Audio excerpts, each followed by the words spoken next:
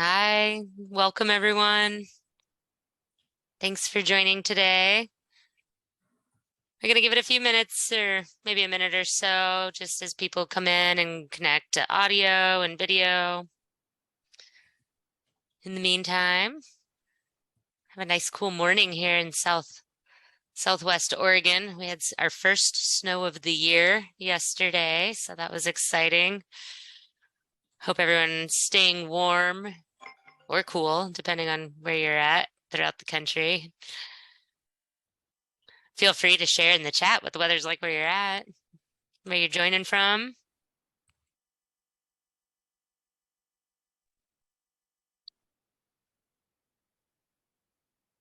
Awesome.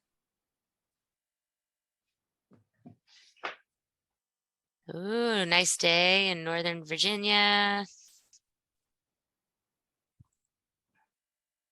I have a friend in Vermont who said it's been warm there. And I was like, Vermont, it's now November. Ooh, a little chilly in Bellingham. Awesome. Well, thanks everyone again for joining us today for our career prep discussion session, getting your foot in the door. So in today's session, we're going to hear from some people who are here to share about some opportunities for entry-level professionals, students, recent graduates, those looking to further develop, get their foot in the door with a river-related career. First, I would like to introduce myself. My name is Angie Furman, and I'm the River Training Center Coordinator for River Management Society. As I mentioned earlier, I'm in Southwest Oregon, and I'm going to be helping moderate today's session along with Tangy Ekasi-Otu from the U.S. Forest Service. And Tangy, if you want to say hi and introduce yourself or say a few words, go ahead. Yeah, hey everybody, how's it going? It's good to see a few familiar faces here. Yeah, today is a great opportunity to hear about some wonderful programs. So we'll provide the overviews and then we'll open it up to a Q&A and we can talk about what it's like to actually navigate those programs or what it takes to really leverage them for future opportunities and career opportunities. So yeah, have your questions ready and we just look forward to having a good conversation with you all. Thanks, Tangy. Just want to mention real quickly that this is the third of 4 sessions in this career prep discussion series. And our last session is going to be on November 30th. It's a Wednesday, same time. And during that one, we're going to speak with some hiring managers on how to leverage your skills and highlight your experience to stand out when you're applying for some entry-level positions. So we hope you also join us for that one. Also, just a couple reminders for today's session. We do have closed captioning available. You can turn that on or off by clicking the CC button on your Zoom toolbar. Also, if Zoom didn't already let you know, we are recording today's session and we're going to email this out to everyone within a day or two. It's also going to be available on the River Training channel, along with all of the other videos, including our September and October discussions in this series. And then lastly, I just want to point out that in your Zoom control panel, you'll see a tab labeled chat. Encourage you to open that up. Many of you have already found it and shared what the weather is like where you're at. You can also rename yourself if you click on the participant tab and then hover over your name if you need to do that. There's mute. I feel like everyone's pretty familiar now with the mute and unmute, but we have a smaller group today, so when we do have time for Q&A, we'll have the opportunity for you to all raise your hands and unmute if you want to ask questions that way. So, all right, enough of me sharing all these reminders. I'm going to stop sharing my screen and I'm going to go ahead and pass it over to Gary first to introduce himself and then maybe share a little bit about the VSFS program. Hey, thank you, Angie. My name is Gary Barrett. I'm the director of the National Partnership Office for the Forest Service. And one of the programs that they just mentioned was the VSFS program, which is the Virtual Student Federal Service Program. it is coordinated by my office, but it is the program that's run by the State Department that actually runs the range of the federal government. And it allows students to be virtual, but to work for various federal agencies. You know, the Forest Service has a whole bunch of positions that we put out there, but the agencies range from State Department, CIA, to working for Department of Education and Department of Energy, Homeland Security. So they put the notification for the program availability, the spots that are available, usually around June, July. And then the students have an opportunity to go through, look at the various programs that they are interested in, and then they will put in their kind of suggested ones that they would like to go. They put in their resumes, things like that. And then by late August, the different federal agencies will make a selection. And then if you're selected, you choose the agency that selected you and say, hey, I want to do that one. And then that internship runs between September of your school year to the May of your school year. So it's a year-long internship. The program requires 10 hours a week of work, 10 hours of work per week, and it is fully virtual. So we have students that, at least for the Forest Service, that have been based on the East Coast in the US, in Alaska, Hawaii. We've had students that were based in New Zealand, students that are based in England. We actually had one student that was in Japan, but the students are all over, geographically dispersed. And it just gives you an opportunity to kind of get a window into what it's like to work for the government while still being virtual and still being in school. It also gives you an opportunity to sample different agencies. So I've had interns that started with us as freshmen in college and jumped around agencies for their 4 years in school and ended up coming back to us through the the Resource Assistant Program. And so the Resource Assistant Program is really, for the Forest Service, one of the best ways to get into government, because if you do that program, which also falls under my office, if you get into that program allows you to get paid to work for 6 months. And then once you're completing that 6-month period, you then have a certificate that says you can be directly hired into a position that you qualify for without any competition.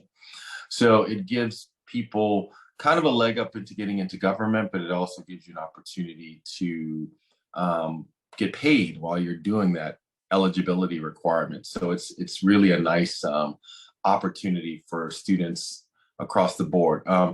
Before I speak about that program too much, I saw Michaela Hall jumped on, and she really knows about the program. So I just want to just toss it to her really quickly, because this program is one of the best kept secrets in the Forest Service, even though we're trying not to make sure it's a secret. We're trying to get it out there.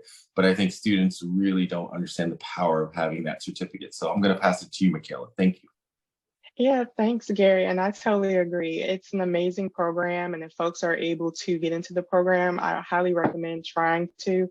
When I was first starting my career search out of school, I was on USA Jobs applying to positions and I was not hearing anything back. I got my foot in the door through a student program similar to the Resource Assistance Program, where I didn't have to compete with people with decades of federal experience.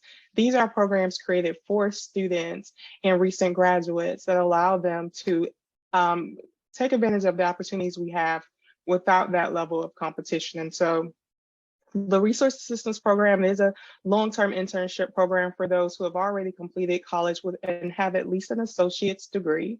You apply through the program through our partners, and we have several partners that we work with for the Resource Assistance Program, including the Environment for the Americas, Green and Youth Foundation, Hispanic Access Foundation, and others. As part of this program, you're able to get paid, like Gary mentioned.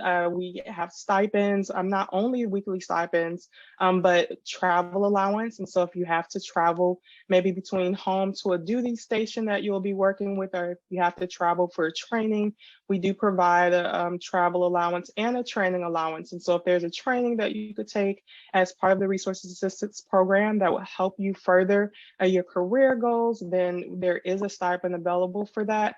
And then there's a housing allowance. And so we understand that when you're starting out, you may not have a bunch of money to relocate and move around and things like that, that may be required to take advantage of internship opportunities. Well, this program provides that housing allowance that allows you to be more comfortable in making that move. You'll have the federal holidays off just like federal employees do, and also there's an optional healthcare benefit that's provided through the WRAP partner. And with each of these positions, we pair the students with a mentor so that they're getting that hands-on training and they have folks to go to for support, but also you have a lot of people in the agency like Gary, like myself, and I'm a recruiter full-time, and we're available to help and assist as well. And our goal is that if you go through this program and if you're enjoying the work, and it's a good fit, that we help you convert into a permanent position using that direct hire authority. That authority lasts for 2 years and you can use it over and over again. And so you can convert into a position, and if a year or so you're interested in using that direct hire authority to go for another position, you're able to do that as well. If you decide that you want to further your education, then come back and use that certificate. It lasts for 2 years, and so it allows a lot of flexibility. And I think the final thing I'll add is that you don't have to convert into the position that you're in, although, you know, after gaining that experience for 6 months or more, it might be the best option. But if you're qualified for another position, as long as you're qualified through HR for another position, you can use that certificate to convert into a position right where you've been working or another position within the agency that's a good fit for you. Thank you, Michaela. And one last thing I want to say about the WRAP program, but also the ability to convert. Since we're talking about rivers programs, some of the best rivers in the nation, I mean, people in the West will say differently, but some of the best rivers in the nation are in the South, where Michaela is. She's in Region 8. And, you know, one of the forests that we have is Chattahoochee, and they have great rivers there. So you could be a WRAP in one of those river programs and then use your certificate to become a permanent person on one of those river programs. So just keep that in mind. If that is really the route that you are trying to take, we encourage you to really explore that as an opportunity. I'll turn it back over to you, Tangy. Yeah, so I just wanted to help to distinguish a little bit more between the VSFS program and the Resource Assistance Program. Although, as you can see, to some degree, they really can go hand in hand depending on the path that you're taking. And so I'll just provide a few examples about some of the VSFS projects that I've seen students do and how they use them. So one of the big advantages of the VSFS program is that it's fairly low commitment, so it's manageable to do during the course of your school year. So oftentimes we have students who are approaching the end of their schooling and maybe they're in a master's program and need to submit some kind of project.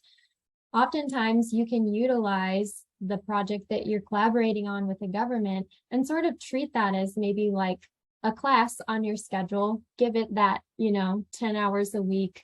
Sometimes it fluctuates. Most folks are very flexible about how much time you commit to it. It's really more a description of the workload. But a lot of students leverage that experience to also meet course requirements, so that it's something that really fits into your education experience. And it's not a job that requires, like extra transportation and focus and navigating payroll, et cetera, et cetera. And so we've had quite a few students work with the Forest Service Wild and Scenic Rivers program, doing things like spatial data projects where they help to map different attributes of our river corridors. We've also had research-based projects and communication-based projects as well, where they get to collaborate with local groups that support the rivers and then come up with products to help communicate and do some storytelling there. So we've had some really cool projects come out of that too. And again, it provides a lot of flexibility. And as Gary mentioned, can kind of lead you towards a more immersive program like the Resource Assistance Program. And I'd be happy to share some of the links in the chat for a listing of current positions that are available, because as Michaela mentioned, there are a lot of partners that are seeking to hire. And that program is positioned to onboard students in 2 cohorts each year. And the power of that kind of hiring model is that you're immediately connected to a network of other students who are navigating the program with you. And so right now, like I'm still part of an alumni, like giant chat room with like a couple hundred people. And so people list job opportunities in there. They give each other tips and tricks to navigate things personally and professionally during the course of that internship. So lastly, what I want to share is just a little bit more context about the direct hire authority that is awarded as part of the resource assistance program. I personally used that hiring authority in order to be placed in a permanent position with the staff that I work with now. And the way that authority works is that it's awarded upon completion of the program. So I'm pretty sure it's 960 hours, and that can be like 6 to 8 months worth of work, just depending on how your unit works and how things go.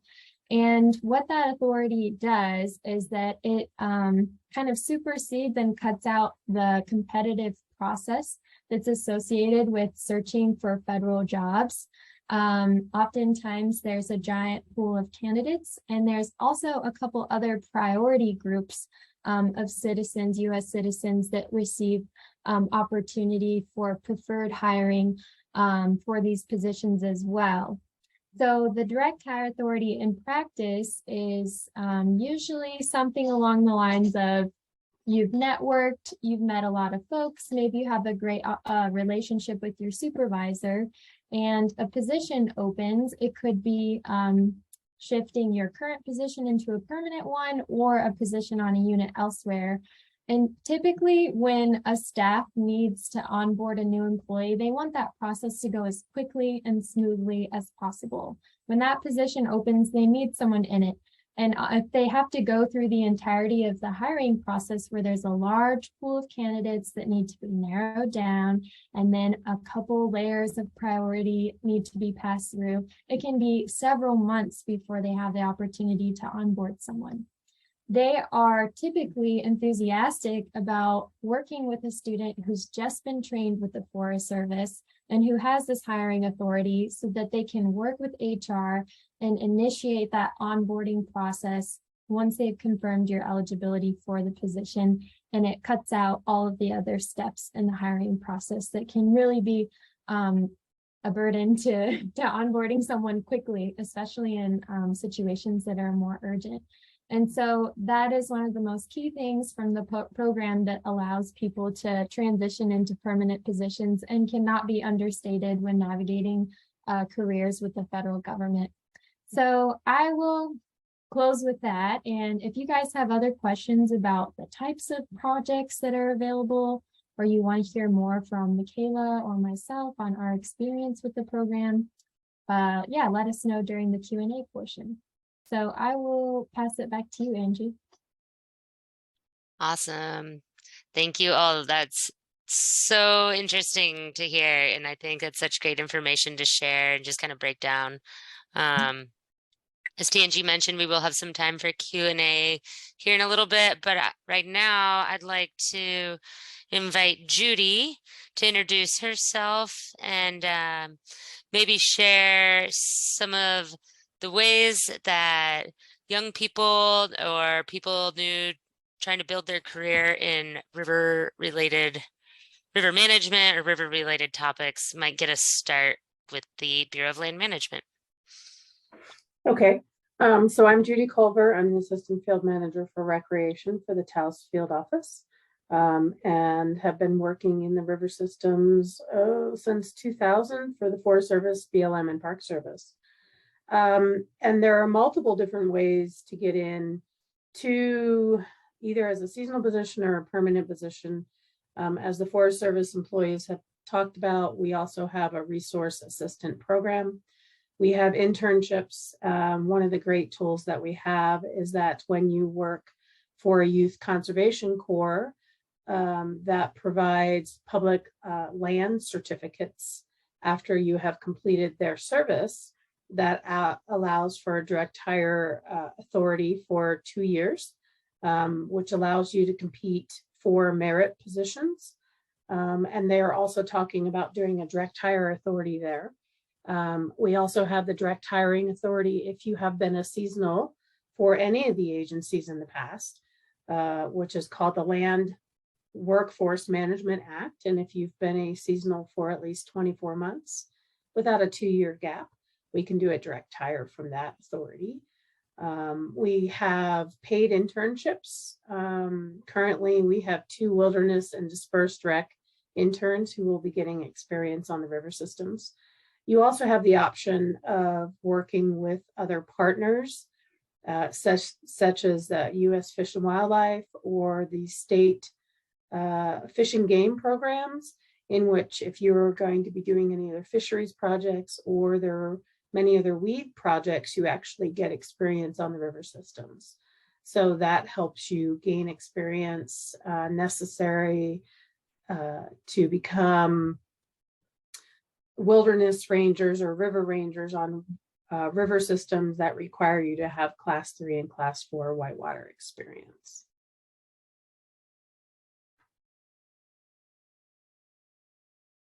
And then, I mean, the other ones we have is if you're in school, you also have the ability to get direct hire authority from being a recent graduate, or you can apply for merit positions under the recent graduate program where you have, if you have graduated within the last 2 years.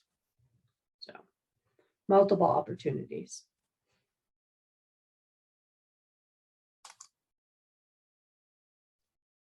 Thanks, Judy. I guess why don't we take a pause and see if there are any questions, could be related to the process or finding these opportunities, or it could just be asking our, there's a lot of great knowledge in this room. So it could be asking anyone here really what their experiences were like getting their foot in the door. So if you have any questions, you can unmute. You can also put them in the chat and we'll read them out. Angie, I had a quick question. My name is Max Morange, and I recognize some, pardon me, of the folks on the call from a previous session. Really appreciate all the expertise and willingness to join in here and help people who are interested in exploring careers in this area. The primary question that I had for myself personally, as someone in I suppose later years, and I'm not currently in school and considering a transition, is whether or not there would be the advice to specifically seek out school type programs that automatically and very clearly dovetail with the resource assistance program or some of the other programs that have been mentioned. Is this sort of common parlance and common knowledge in the context of master's programs or bachelor programs? Or is it something that you'd have to sort of come into a new school program with knowledge of in order to then steer yourself or steer the course of your study? Are these common, I guess, really to distill it, are these very commonly understood opportunities in the context of natural resource management, bachelor's or master's programs, or is it something that the student really needs to guide? Thank you. So I can start here on this. So if you are under the age of 32, you can obtain the footprint for the public land certificate through the conservation legacy and a few other quote youth programs. So that is one option. If you don't want to go back to school, the other option is seasonal positions. If you've already got a bachelor's degree, there are multiple seasonal positions that do allow you to get your foot in the door and introduce yourself to the different programs, because we don't only have active river ranger positions, but we also have outdoor rec planner and park ranger or park manager positions who have some aspects of the river as part of their daily duties. And I started my career at 32, so I was later than most.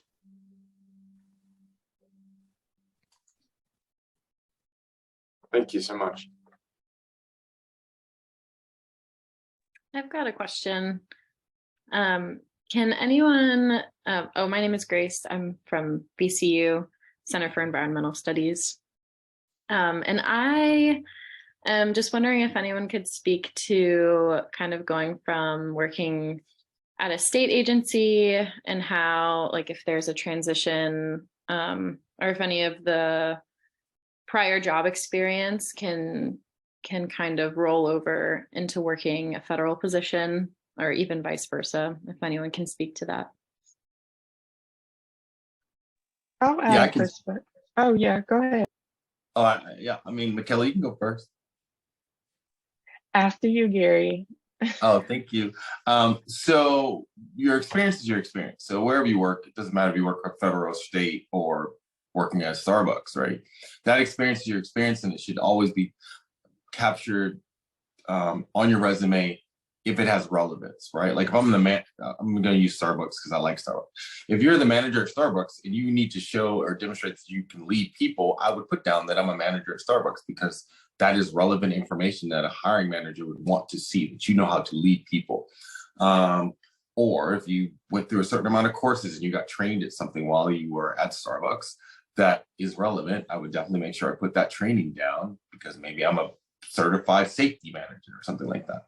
So your experience definitely translates back and forth in terms of how the hiring managers will look at it when they hire you, and how your experience will calculate to what GS level you end up starting at. So for jobs that have a certain GS level, you have to meet the minimum requirement, but some jobs have a range. It'll be a GS 7.9, GS 7.911.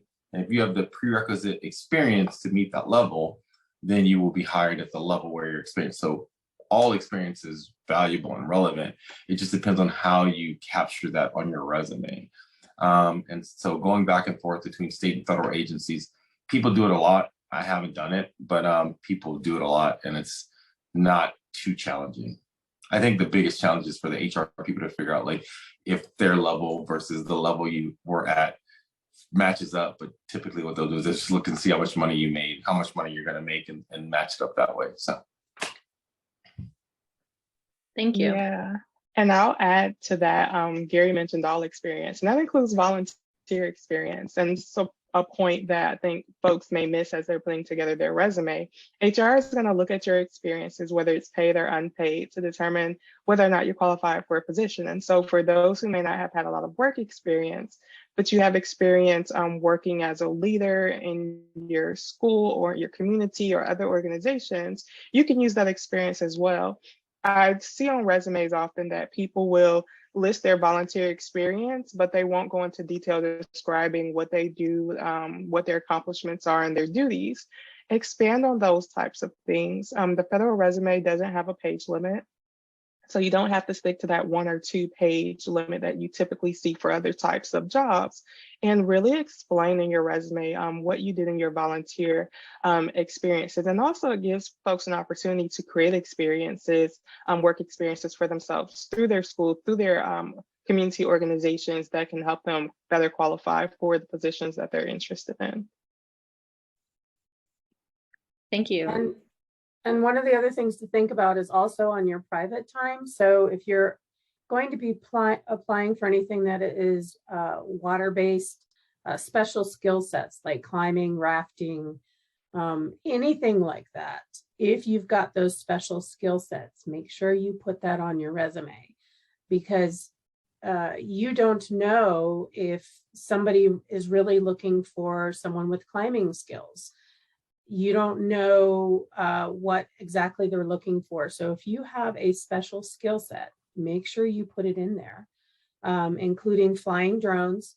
And if you've done private river trips, remember that most of the HR staff do not know the classification of that river. So you want to put the Penobscot River in Maine, class 4, class 5 rapids, so that when you're getting rated as high as possible.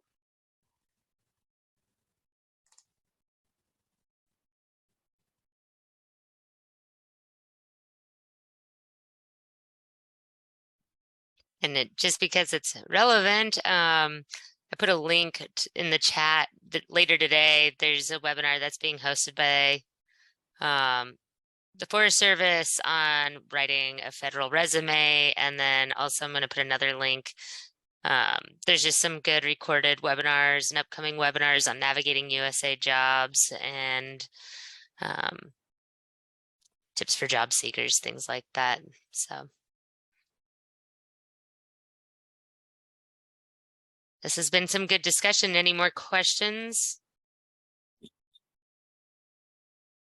Well, I do have a little bit of an addition, just to reiterate that learning how to write a federal resume is important and to have one, but you can kind of bypass that process by engaging some of these programs, because you actually would apply for the positions through a partner. So I just want to do a quick screen share to make sure that that gets across, because I listed some of the main partners that work with the federal agencies to host these assistantships. And I'll just kind of show you like some of the current opportunities that are available in this season. And so if I go to, here we go.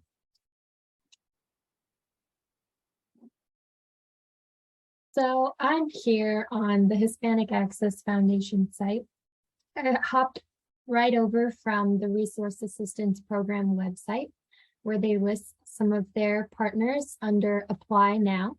And there's a lot of different organizations, so you could click through to learn more about them. I'm most familiar with Hispanic Access because that's who I worked with. So I came over here, and they have all of the jobs that are available right now through the Resource Assistance Program. So for example, they have a Hydropower Assistance Program fellow available right now, duty station in Washington, D.C. And then you would come here and they provide the description of the project, all of the details you need to know, and then it will show you how to apply for the position. So you would work through their application portal, and theirs is a little bit more like fill in the blank type questions where they're going to ask for some of your basic information, and then they give you a chance to respond in more of a narrative format. I'm pretty sure they request references and some kind of a resume as well that's representative of the summary and the body of your work and knowledge. But it is like way more approachable to be able to express yourself, and way more flexible than the USA Jobs portal, which again, what Angie shared is a great resource to learn how to navigate that space if that becomes an option for you or an interest in the future. But yeah, I would say this is one of the biggest advantages of these programs, is that the application process and then the hiring process are way more personable than working through USA Jobs.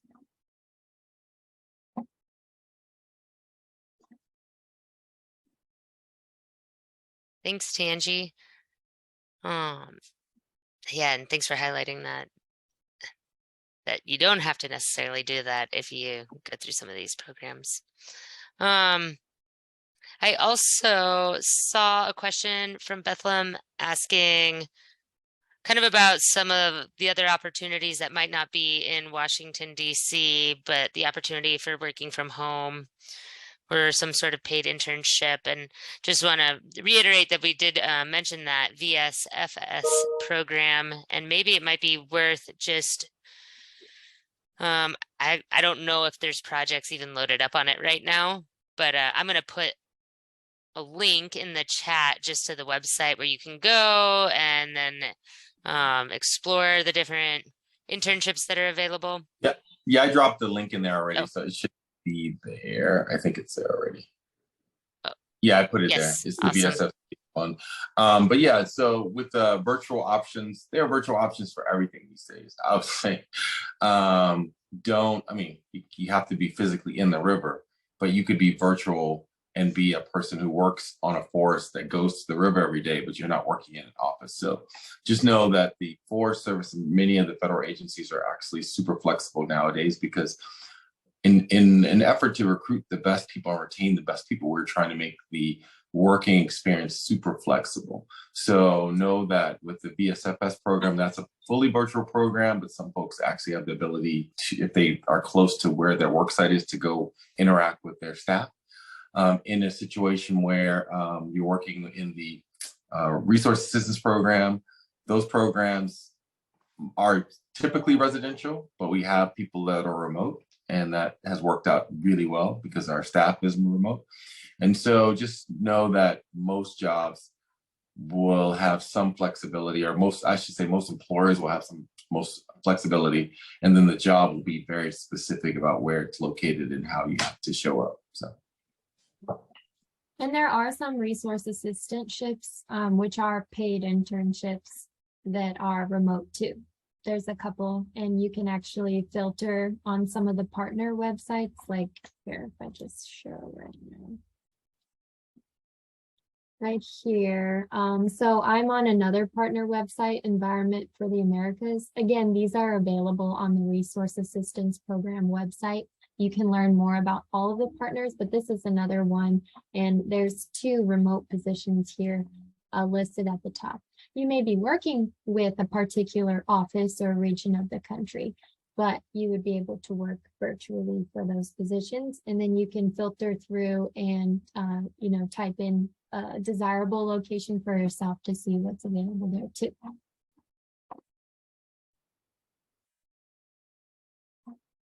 Thanks for showing that, Tangy.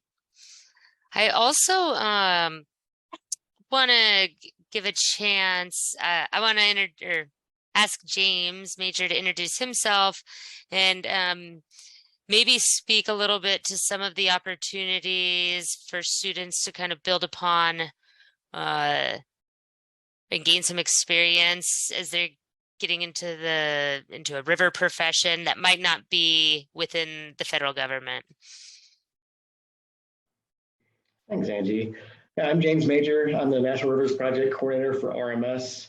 And so some of you may not be trying to go straight into a federal job. Some of you may try to be doing nonprofits or advocacy work or something like that. And that was something that I was interested in. I was really targeting like Friends of Rivers groups and things like that was where I was interested in working, and ended up at RMS. And I just want to share a little bit about like how some of the things that I did that were really useful for getting a foot in the door with NGOs, and how that's sort of similar with some of my other colleagues that were in my cohort in grad school.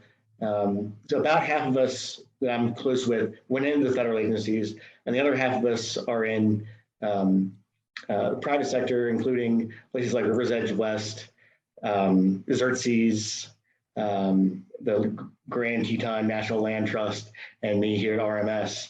And one thing that we had in common for 3 of us that got those jobs were taking advantage of opportunities in grad school to go to conferences that targeted the areas that we were interested in, and meeting people and professionals that were in those workspaces, including both federal and nonprofit organizations.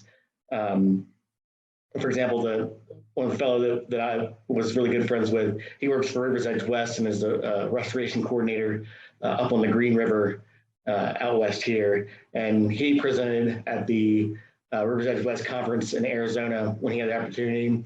They got to know him. They were familiar with his name, and when he came around, when it was time for him to get a job, they were familiar with him already. Same with RMS. When I first started grad school, I went to RMS Symposium, went from Flagstaff, Arizona, up to Vancouver, Washington, was able to meet folks up there and make connections that were really useful in the long term. And to plug for RMS, they also have the River Studies and Leadership Certificate, which I enrolled in shortly after the symposium. I was able to complete that. So another way to like keep your name in front of folks. And then if you're not just like, it doesn't work with just rivers, you're interested in other things. One of the other girls that I was good friends with, she presented at ESA, Ecological Society of America, and she got a job doing pollinator stuff for Santa Fe for a nonprofit. So those are really important, I think, ways to get your name out there and your face in front of folks if you want to get into the nonprofit world. Yeah, thanks, James. That's a really great contribution, especially building off, the first webinar we did in this series, talking about trending topics in the Rivers community and engaging those networks and learning from those folks, or bringing to the table research that really their ears are itching to hear about in order to solve some of the common challenges that are occurring in the career field is a huge advantage. And a great way to focus your studies and your work to be really relevant to the needs of the river career field.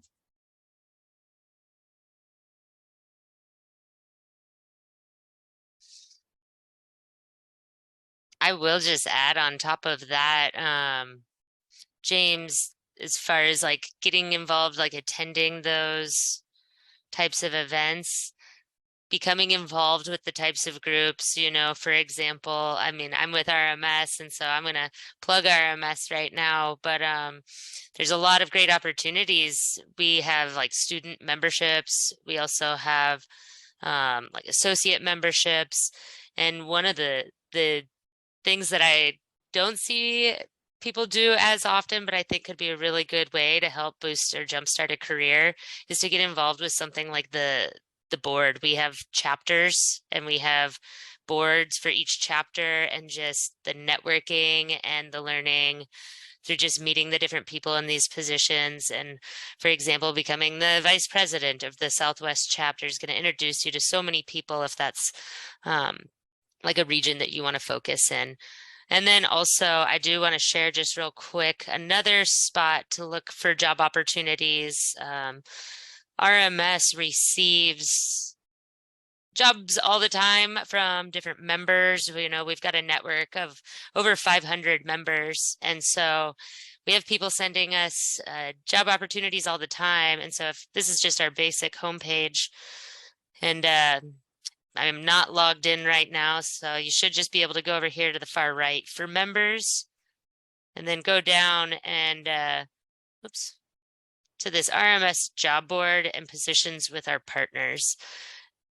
And this is not like a Indeed search engine. This is actually things that people have sent us and emailed us, and we send these out in a listserv as well. So if you're a member, every other week we post the jobs in a, I guess not in our newsletter, not a listserv. That's something else. But then also you can see we've got some seasonal positions down here.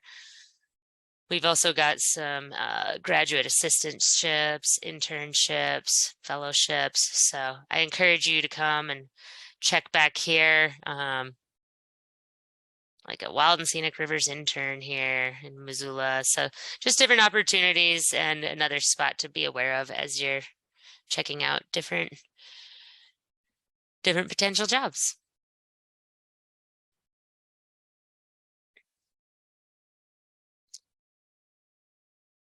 We have some more time for some more questions.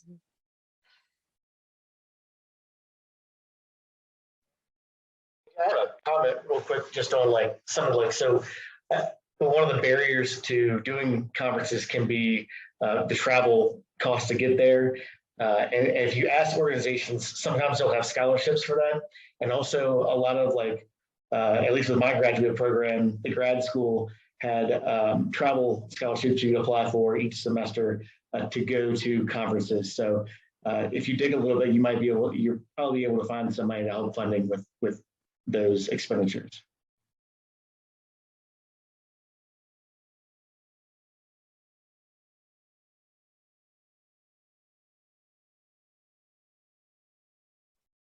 Great point, James. Yep, it's not easy, not cheap sometimes traveling to these things. So nice to have that help.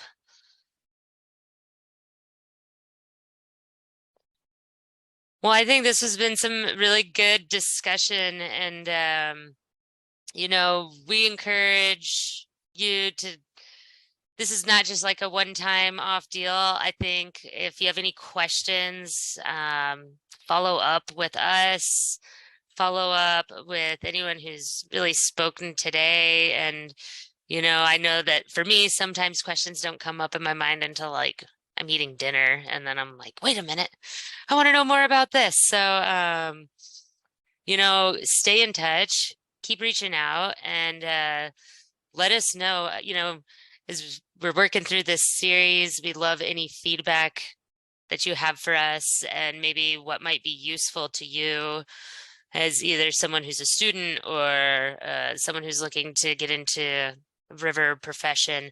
So I'm going to put a link to the survey in the chat. Really appreciate if you just take a few minutes. It's a really short survey and just share any of your thoughts with us. And yeah, if you have any ideas of going forward, like I mentioned before, on Wednesday, November 30th, we've got our last discussion in the series. We had been going on the first Monday, but we figured that might be getting a little close to finals. I know every school's got a different schedule, so we kind of shifted it 1 week earlier. So it will be later this month, but yeah, really appreciate you all being here. Really appreciate all the great discussion. And if anyone has any last words or questions, feel free to speak now.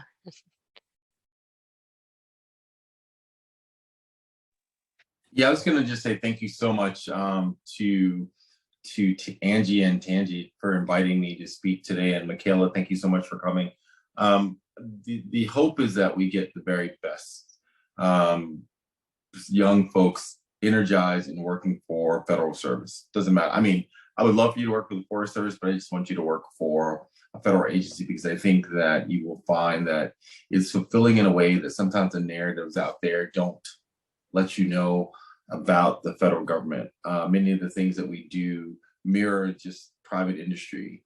And so you have many opportunities to just learn different things, meet different people. And, for my own personal career, I came to the Forest Service as a 25-year-old and, fast forward many years later, I've visited 79 countries working for the Forest Service. So know that there are many things to do. There are many places to see. Your first job probably won't be your last job in the federal government because there's just so many things to do. But thank you so much. And I wish you all the best as you progress forward in your career. Yeah, thanks so much for highlighting that. I mean, you guys will definitely find that this career field is, well, it's fairly small. I would say it's relatively small at this point. And so we work closely with all levels with, private, nonprofit, state and federal. So yeah, I wouldn't shy away from any of those spaces because you're going to have to understand how they all work to some degree because we collaborate so often, and you would really benefit from learning from any angle and being open to any one of those spaces. But yeah, working for the federal government can be very beneficial. Even if you expect to transition back to maybe a nonprofit or something, they would love your insight on how to work closely with the federal government.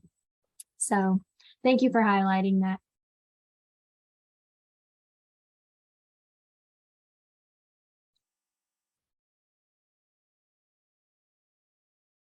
All right. Doesn't sound like there's any more last words. Thank you again all so much. Thank you all again so much for joining us today, and really appreciate the great discussion, and hope to see you all at the last one in the series on November 30th. So have a great rest of your day, everyone. Thank you. Thank you. Bye.